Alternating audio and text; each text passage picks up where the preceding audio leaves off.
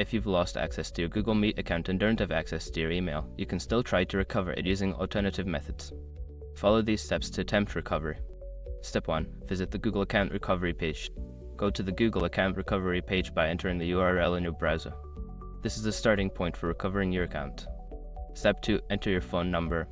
When prompted, enter the phone number associated with your Google account. Google will send a verification code to this number to help verify your identity. Step 3. Verify your identity. Check your phone for the verification code sent by Google. Enter the code on the recovery page to confirm that you have access to the phone number linked to your account. Step 4. Answer security questions.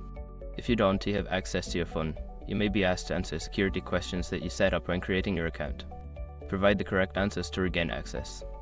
Step 5. Follow the instructions. Once your identity is verified, follow the on-screen instructions to reset your password or recover your account. Make sure to set a new password that is secure and memorable. By following these steps, you should be able to recover your Google Meet account even without access to your email.